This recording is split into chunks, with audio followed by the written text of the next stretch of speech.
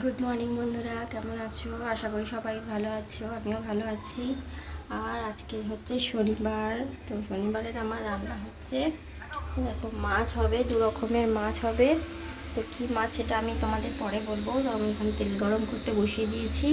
আর এখানে দেখো আমার আনাজ এখানে কাটা হয়ে গেছে।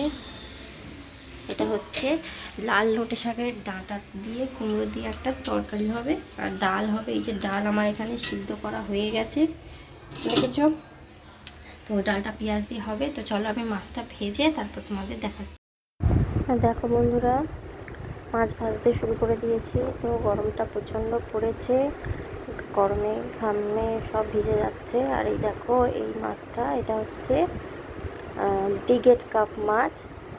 বললাম দু রকমের মাছ এনেছে। তো একটা মাছ ভাজা হয়ে গেছে, ব্রিগেড কাপ মাছ, আর ওই মাছটা আর একটা মাছ ভাজা হচ্ছে। আর মাছ ভাজতে ভাজতে এই দেখো আমার বাটনাটাও বাটা হয়ে গেছে। জিরে আদা আর রসুন বাটা হয়ে গেছে, পেঁয়াজও কেটে নিয়েছি। তো যা গরম পড়েছে না বন্ধুরা, পাগল হয়ে যাচ্ছি। জামাটা আমার সব ঘুমিয়ে না ভিজে যাচ্ছে।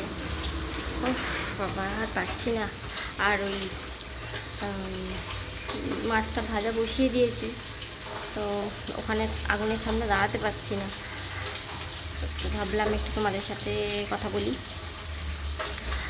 তো আজকে তোমাদের কী কী রান্না হচ্ছে জানিও। এই গরমে পাতলা ঝোল ছাড়া আর কিছুই ভালো লাগে না। আমার তো এখন মানে হাবজি কাবজি রান্না বলো কি তেল মশলা খাবার বলো, কিছুই ভালো লাগছে না। শুধু প্লেন ঝোল ডাল এগুলো খেতে ইচ্ছা করছে। আর সেইটাই হচ্ছে আজকের ওই মাছ, যে মাছগুলো ভাজছি এখন, সেগুলো একটা করে ভাজা হবে, একটা করে ঝাল হবে। আর ওইগুলো রেখে দেব, কালকে তো খেতে পারবো না। কালকে শনিবার অমাবস্যা পড়েছে, তো আমাদের তো অমাবস্যায় খাই না, সেই জন্যে ওটা হবে সোমবার। তো যাই হোক, কী গরম, বৈশাখ মাসেই এত গরম, এরপরে যে কী হবে বন্ধুরা ভাবতেই পারছি না। তো এখনও কত কাজ বাকি। এই দেখো জলের বোতলগুলো, এগুলো আমার এখনও ভরা বাকি আছে। ভাত আমার হয়ে গেছে, ভাতটা আমার হয়েই যায় অলরেডি। আর যা গরম, আজকের ছেলেকে আমার স্কুলে আনতে যাওয়ার কথা ছিল, কিন্তু আমি যাইনি, আমার বরকেই পাঠিয়েছি। আমি আর পারছিলাম না। আর যেহেতু আজকে আমার মাছগুলো কাটতে হচ্ছিল, মাছ কেটে আনিনি, তো ওই জন্য আমি আর সময়ও পেলাম না। সময় হয়ে গেছিলো যদিও, কিন্তু ইচ্ছা করছিল না, আর এত গরমে কষ্ট হচ্ছিল। তো এই দেখো আমার ছেলে আসছে, স্কুল থেকে এসে হাঁপিয়ে গেছে। স্কুল থেকে এসে সে হাঁপিয়ে গেছে। টিফিন খেয়েছে, খেয়ে শুয়েছিল। আমি বললাম একটু ম্যামের হোমওয়ার্কগুলো কর। তো এই হচ্ছে ব্যাপার। তো চলো রান্নাটা আমি বসিয়ে দিই, দিয়ে তারপরে তোমাদের সঙ্গে কথা বলছি। দেখো চচ্চড়িটা বসাবো। তো এখানে পাঁচফোড়ন, শুকনো লঙ্কা, তেজপাতা দিয়ে দিয়েছি ফোড়নে, আর পেঁয়াজ ভাজতে আরম্ভ করে দিয়েছি। পেঁয়াজটা ভাজা ভাজা হয়ে গেছে, এবারে দিয়ে দেবো একটু রসুন বাটা।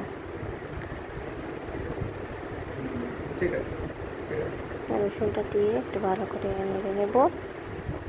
তারপরে দিয়ে দেবো আদা বাটা, যা মশলা দেওয়ার দেব, দিয়ে ভালো করে এটাকে কষিয়ে নেব। যাতে আদার গন্ধটা, কাঁচা গন্ধটা চলে যায়, একটুখানি ভেজে নেব।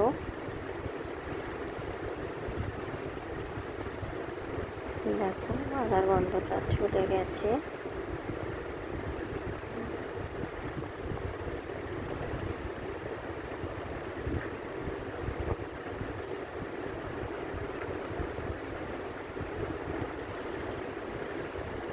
ভালো করে না কষালে গন্ধটা লাগে বেশি। তো এবার সবজিগুলো আমি দিয়ে দিচ্ছি।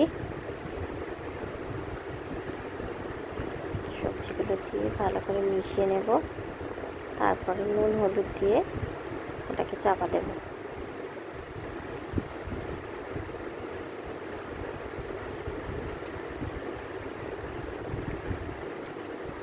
চলো চচ্চড়িটা বসিয়ে দিই, দিয়ে তারপরে ফিরে আসছি।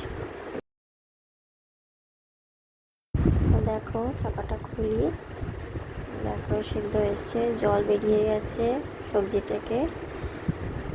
তো এবারে মাছের একটা মাথা ছিল, সেই মাথা আধখানা মাথাটা আমি এতে দেবো, তাহলে টেস্টটা আর একটু বাড়বে।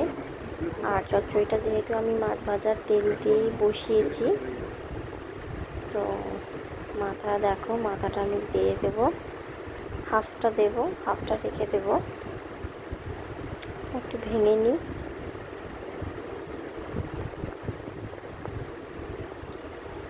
ভেঙে নিলে ভালো করে যদি ভেঙে নিই তাহলে টেস্টটা বেশি হবে। দেখো মিশিয়ে নিচ্ছি ভালো করে।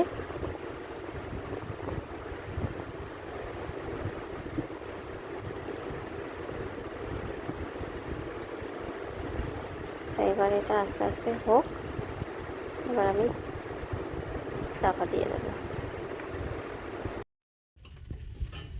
দেখো এখানে আমার চচ্চড়িটা হয়ে গেছে, নামিয়ে দিয়েছি। এবার আমি ডালটা বসিয়ে দিয়েছি, এখানে দিয়েছি পাঁচফোড়ন, শুকনো লঙ্কা, তেজপাতা আর একটু রাঁধুনি, আর পেঁয়াজটা দিয়ে ভেজে নিচ্ছি।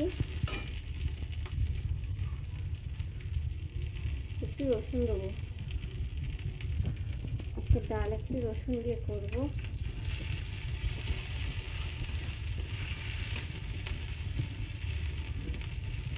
তো এটা ভাজা ভাজা হোক, চলো ডালটা হয়ে গেলে তারপরে ফিরে আসি। দেখো এখানে আমার ডালটা হয়ে গেছে, আমি ডাল নামিয়ে নিয়েছি। আর এই যে মাছের ঝাল আমি এখানে বসিয়ে দিয়েছি, কালো জিরে দিয়ে করবো। কালো জিরে, শুকনো লঙ্কা, তেজপাতা ফোড়ন দিয়েছি।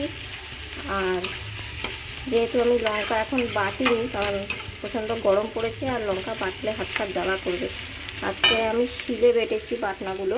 তো এই জিরে ফিরে বেটেছি, জিরেটা মিক্সিতে ভালো হয় না, তো হাতেই বেটেছি, তো ওই জন্য ভাবলাম সবই বেটে নিই।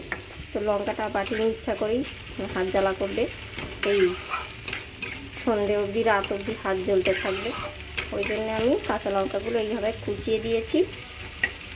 আর পেঁয়াজটা একটু ভাজা ভাজা হলে তখন আমি রসুন আদা দিয়ে মাছের ঝালটাকে করে নেব। সিম্পল করেই করব, জিরে বাটা দিয়েই করব, যেহেতু ওটা একটা পুকুরেরই মাছ। তো যাই হোক, মাছের ঝাল হয়ে গেলে আমি আসছি। আর আপনারা কিন্তু কমেন্টে বলবেন যে এটা কী মাছ, ঠিক আছে? এই মাছটাই ঝাল হবে। তো চলো ঝালটা হয়ে গেলে আমি ফিরে আসছি। দেখো বন্ধুরা, আমার মাছের ঝাল এখানে হয়ে গেছে, রেডি। দেখো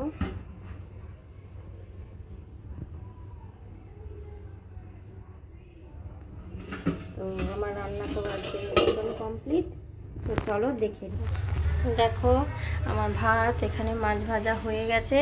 আজকের দুপুরের মেনু তাহলে আমার কেমন হলো তোমরা প্লিজ কমেন্টে জানিও। আবার দেখা হচ্ছে একটা নেক্সট ব্লগে, ততক্ষণের জন্যে টাটা।